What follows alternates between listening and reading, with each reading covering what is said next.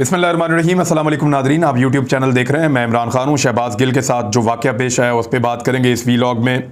तफसीलात मैं आपको बताऊँगा। उसके बाद हुकूमत एक लंगड़ा लूला कमीशन बनाना चाह रही है, उस पर जो इमरान खान साहब की पार्टी है उसने क्या मौक़िफ़ इख्तियार किया है वो भी आपको मैं बताऊँगा।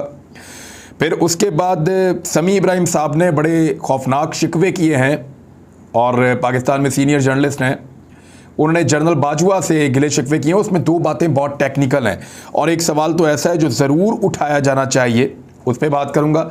मेजर गौरव आर्या इमरान खान के खिलाफ एक कंपेन इंडिया में बैठकर लॉन्च कर चुका है, वो क्या है वो आपको बताऊंगा। और उमर सरफराज चीमा, ये नाम याद रखिएगा, गवर्नर पंजाब हैं, इनके बारे में एक बड़ी खबर है आपको मैं देता हूँ। और ये वैसे गले की हड्डी बन गए हैं PMLN की, और ना ये उनसे निगली जा रहे हैं ना उगली जा रहे हैं। और उमर सरफराज चीमा एक ऐसी मुसीबत साबित हुआ इन बाप बेटे के लिए कि इनके नाक में दम कर दिया है। मैं आपको बताता हूँ, लेकिन सबसे पहली जो खबर है वो खबर यही कि हुकूमत का बैरूनी साजिश के इल्ज़ाम पर इंक्वायरी कमीशन बनाने का ऐलान। हुकूमत अब तक टली नहीं है। उन्होंने पहले कोशिश की कि नेशनल सिक्योरिटी कमेटी की एक मीटिंग बुलाते हैं, उसके अंदर हम ग्रिल करेंगे मुबैना तौर पर उस सफ़ीर को, और कोशिश करेंगे कि कुछ भी करके ये साबित करें कि ये जो साइफ़र था ये झूठ था, या इसको जैसे बताया गया ये वैसे नहीं था। लेकिन जब साइफ़र को इन लोगों ने पढ़ा, वो मुरासला इनके सामने आया कानूनी तरीके से, तो इनके तोते उड़ गए कि भाई ये तो एग्जैक्टली वही लिखा हुआ है जो इमरान खान कहता था। फिर इनके तमाम सवालात के जवाब वही आए जो इमरान खान साहब कहते थे। तो उसके बाद एक बहुत बड़ी सुबकी हुई, बजाय इसके कि ये कुछ नया निकालते उस मीटिंग में, ये सिर्फ इतना कह सके कि जी साजिश का कोई सबूत नहीं मिला, मुदाखलत हुई है। और साथ ये भी कह दिया कि इससे पहले वाली जो नेशनल सिक्योरिटी कमेटी की मीटिंग जिसको इमरान खान साहब ने हेड किया था, हम तस्लीम करते हैं और उसके तमाम नुकात को सेकंड करते हैं, तौसीक करते हैं। उस मीटिंग की तस्दीक भी कर दी इन्होंने। तो अपने ही पाँव पे इन्होंने कुल्हाड़ा मार दिया। अब एक और कुल्हाड़ा मारने की तैयारी कर रहे हैं। लेकिन उस मीटिंग के बाद हुआ क्या, ये जब भी कभी सहाफ़ियों के पास आए जिन लोगों ने उस लेटर को पढ़ा था, तो उन्होंने कहा जी कोई साजिश नहीं है। सहाफ़ियों ने सवाल नंबर 1 किया कि क्या उस लेटर में इमरान खान का जिक्र है? चुप। सहाफ़ियों ने सवाल पूछा कि क्या उस लेटर के अंदर तहरीक अदम एतमाद का जिक्र है? चुप। सहाफ़ियों ने सवाल पूछा कि क्या उस लेटर में कोई माफ़ी का जिक्र है? फिर चुप। फिर सहाफ़ियों ने सवाल पूछा कि क्या उस लेटर में ये जिक्र है कि पाकिस्तान को नताइज भुगतना पड़ेंगे?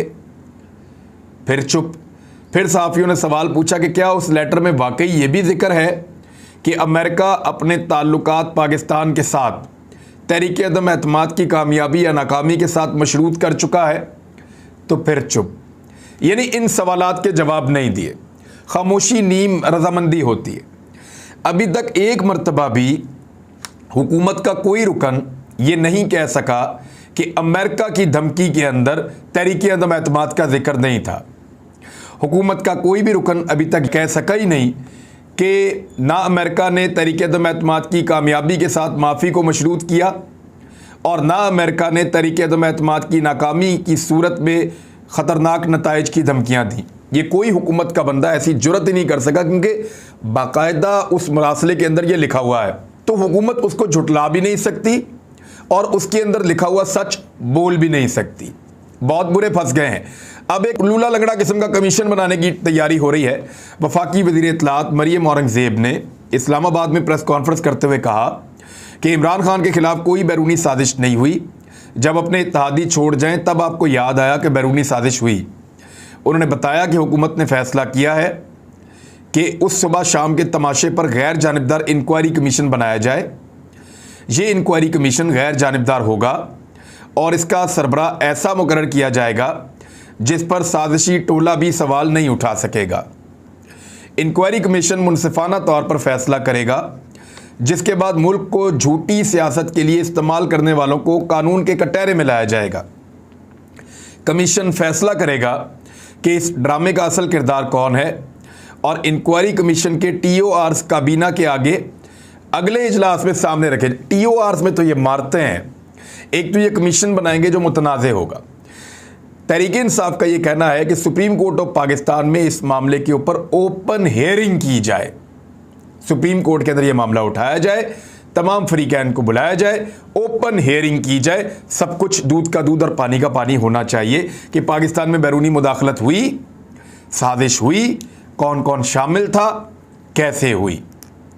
लेकिन वो कर ये रहे हैं कि एक कमीशन बना रहे हैं और उसके टीओआर कहते हैं कि वो चीज़ें तय कर लेना जिनके अंदर रहते हुए ये कमीशन काम करेगा, वो टर्म्स तय कर लेना जिनके अंदर रहते हुए ये कमीशन काम करेगा।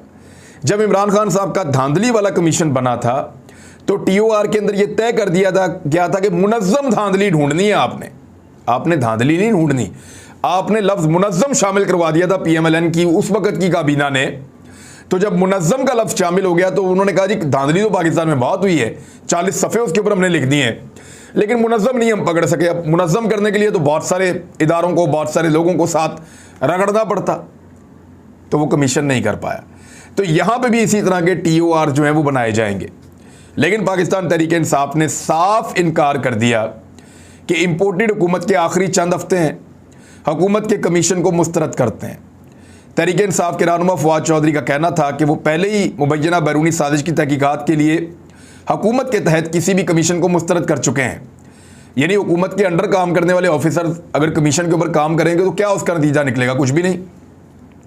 तो इस पर उन्होंने खुलकर कह दिया कि ये 24 घंटे अदालतें खुली हैं तो ये अहम मसला पाकिस्तान पर इम्पोर्टेड हुकूमत नाफिज कर दी गई है, अवाम ने इस काम को अपने हाथ में अब ले लिया है, साजिश के मकामी किरदारों का तयन अदालती कमीशन करे और ओपन हेयरिंग उसकी होनी चाहिए क्योंकि 24 घंटे तो अदालतें खुली हैं।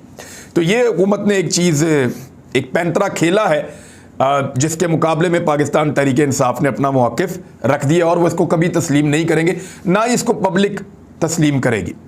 शहबाज गिल वाला मामला इंतहाई सीरियस है।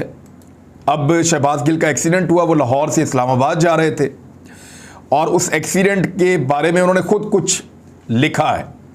उन्होंने कहा कि मुझ पर कातलाना हमला करवाने वालों को बताना चाहूँगा कि अपने मौला और कौम की दुआओं की वजह से ज़िंदा हूँ। मेरी गाड़ी का पीछा करके जानबूझकर हिट किया गया है, ये एक मंसूबे के तहत किया गया है।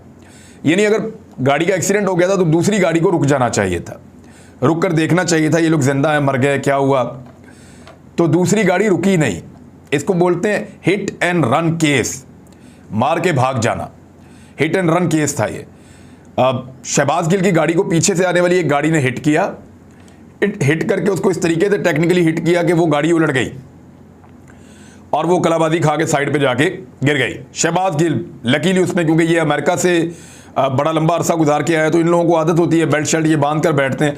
वैसे मेरी आप सबसे गुजारिश है कि मेरी अपनी जान एक मरतबा बची है बड़े खौफनाक एक्सीडेंट में, बहुत खौफनाक एक्सीडेंट था सिर्फ इस वजह से कि मैंने सीट बेल्ट पहनी हुई थी और मुझे चंद मिनट पहले ही मेरे दोस्त ने इशारा किया तो मैंने सीट बेल्ट बांधी और फिर वो एक्सीडेंट हो गया और उसमें मेरी जान बच गई। तो आप सबसे गुजारिश है कि आप सीट बेल्ट का इस्तेमाल हमेशा करें और ज़रूर करें।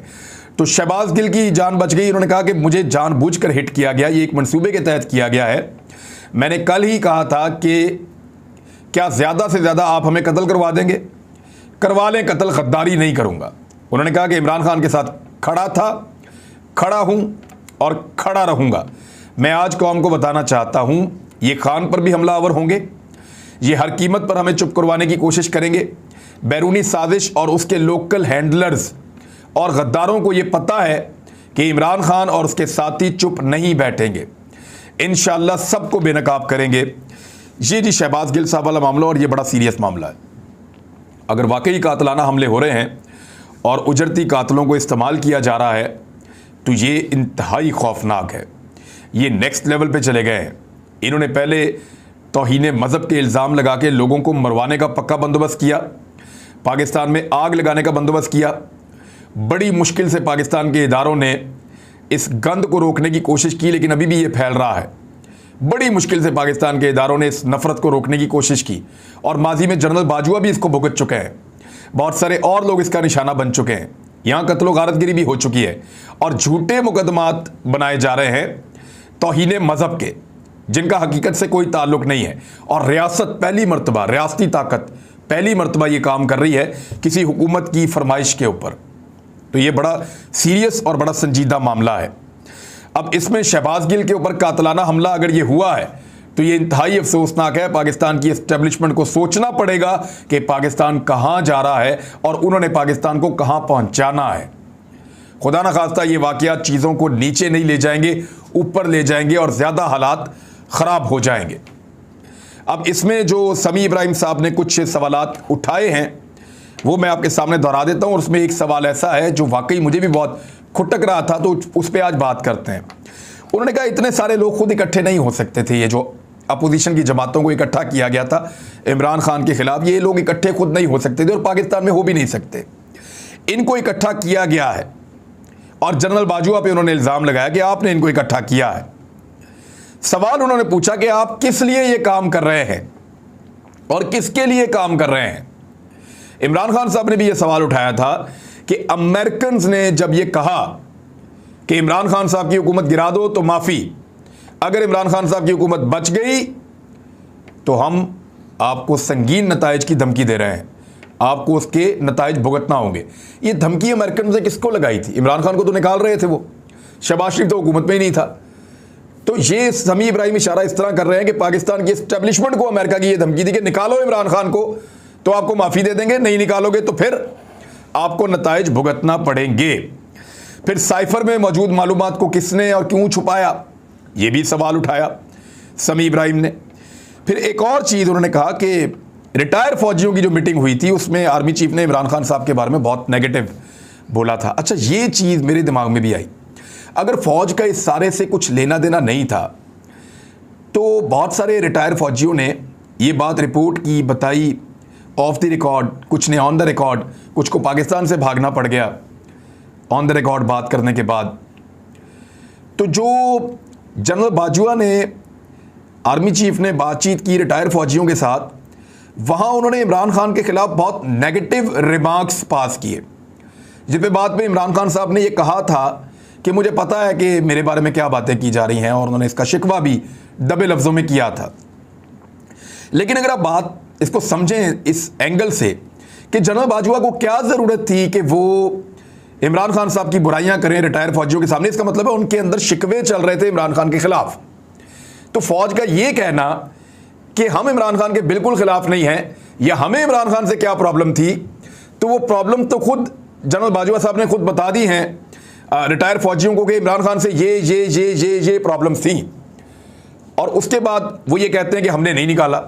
तो प्रॉब्लम्स तो आपको थी, जहां तक तो मामला पहुंच गया। आपने क्लियर कर दिया कि आपको इमरान खान से बहुत ज़्यादा प्रॉब्लम्स आ रहे थे। जो मुल्क के अंदर अच्छा कर रहे थे वो आप कर रहे थे, जितना बुरा हो रहा था वो इमरान खान की वजह से हो रहा था।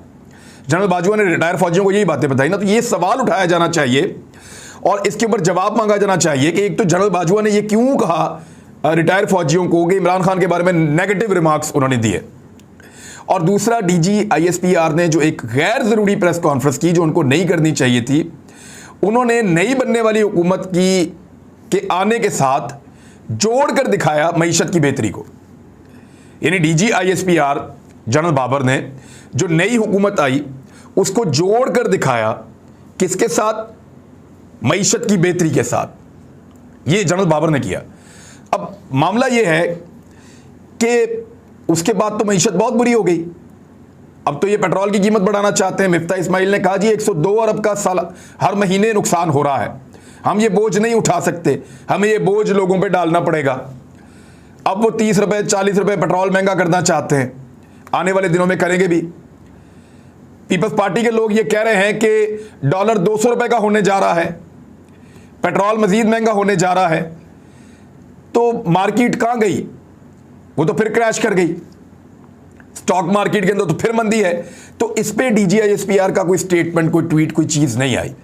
जब इस हुकूमत की फेवर में था, जब ये नई हुकूमत आई, सब इसके खिलाफ कंपेन कर रहे थे, तो DG ISPR का स्टेटमेंट इनके हक में आया था। ये एक हकीकत है। लेकिन अब जब ये हुकूमत बहुत बुरा परफॉर्म कर रही है, इकॉनमी को डबो रही है, तबाह कर रही है, तो DG ISPR का कोई स्टेटमेंट इनके खिलाफ नहीं आ रहा। यानी या तो इकॉनमी पे पहले ही बात ना करते, अपने आप को बिल्कुल पॉलिटिक्स से दूर रखते, लेकिन खुद पॉलिटिक्स के अंदर आए हैं तो फिर दूसरी तरफ की पिक्चर भी लोग उम्मीद करते हैं कि वो दिखाएंगे। तो ये जो इमरान खान साहब के बारे में बदमज़गी का इजहार किया गया है रिटायर फौजियों के साथ मीटिंग में, यहाँ एक बड़ा सवाल पैदा होता है। मेजर गौरव आर्या लगातार और कुछ पाकिस्तान के दानिश्वर जो है वो उसको बेकारी दानिश्वर इन चीज़ों को स्प्रेड करते हैं, फैलाते हैं। वो ये कहते हैं कि मेजर गौरव आर्या ये कहता है कि इमरान खान पाकिस्तान के लिए एक नासूर बन चुका है और इमरान खान पाकिस्तान को डैमेज करेगा, इमरान खान पाकिस्तान को तोड़ देगा। मैंने वैसे गौर किया कि मेजर गौरव आर्या ये शख्स जितनी नफरत पाकिस्तान से करता है ना, उतनी नफरत इमरान खान से भी करता है। कैसी इंटरेस्टिंग चीज़ है। मेजर गौरव आर्या एक इंडियन है। ये शुरू से हर वो बात करता है जिससे पाकिस्तान के टुकड़े हो जाएं। ये शुरू से हर वो गेम करता है, यानी इसने बताया कि फ़लाँ फ़लाँ मौलवियों को अगर आप पैसा दें और उनके ज़रिए से ये काम करवाएं तो पाकिस्तान में आप एक खाना जंगी करवा सकते हैं। बहुत खुश होता है इन मामलात में, बड़े इसके पास आइडियाज़ होते हैं। अभी ये इमरान खान के बारे में भी इसी तरह की बातें करता है। इसको हमेशा मुँह की खानी पड़ती है, लेकिन मैंने गौर किया कि जो आदमी भी पाकिस्तान से प्यार करता है ना, क्योंकि मेजर गौरव आर्या पाकिस्तान से नफरत करता है, ये उस आदमी से भी नफरत करता है और उसके खिलाफ एक प्रोपेगेंडा की पूरी मुहिम शुरू करता है। तो ज़बरदस्त है। और इसको जो लोग फैला रहे हैं वो भला कर रहे हैं इमरान खान का कि गौरव आर्या जिस आदमी को गाली देगा, जिस आदमी को बुरा भला कहेगा और जिस आदमी को नेगेटिव करार देगा, वो आदमी पाकिस्तान के लिए कभी भी बुरा नहीं हो सकता। उसकी आप आंखें बंद करके तकलीद करें, उससे फ़ायदा होगा। उमर सरफराज चीमा ने आर्मी चीफ को मिलने की ख्वाहिश की इजहार भी किया है, शहबाज शरीफ को भी लिख दिया है और ये कहा कि आपके बेटे ने बहुत फ़ायदा उठाया इस बात का कि वो आपका बेटा है। और उन्होंने तो यहाँ तक कह दिया कि अगर मुझे एक सूबेदार और 4 सिपाही मिले तो इस जाली वज़ीर आला को उठा के जेल में डाल दूँ, जालसाज को। तो उमर सरफराज चीमा एक ऐसा आदमी जो पाकिस्तान तहरीक इंसाफ के साथ पहले दिन से खड़ा है। इमरान खान साहब को अब समझ आ जानी चाहिए कि वफादार ही होते हैं। अब आपको उस्मान बुज़दार नज़र नहीं आएगा, अब आपको बाकी लोग नज़र नहीं आएंगे, लेकिन ये आदमी लड़ता रहेगा। इसको आप जेल में डालें, ये फिर लड़ेगा, बाहर निकालें, ये फिर लड़ेगा, इसको आप मारें, ये फिर लड़ेगा, इसको आप कोई भी नुकसान पहुंचाएं, इसका कारोबार तबाह कर दें, ये फिर लड़ेगा। ये बात नहीं आएगा, क्योंकि ये इमरान खान साहब की पार्टी का अपना, उनके नज़रिए का वफादार आदमी है। तो इमरान खान साहब को ये बात समझनी चाहिए कि वो वफादारों को मौका दें। क्या कोई भी गवर्नर उनके लिए इस लेवल तक जा सकता था? नहीं, ये गया है। तो इमरान खान साहब के लिए इसमें बहुत कुछ सीखने के लिए है। अब तक के लिए इतने, अपना ख्याल रखिएगा, अपने चैनल का भी। अल्लाह हाफ़िज़।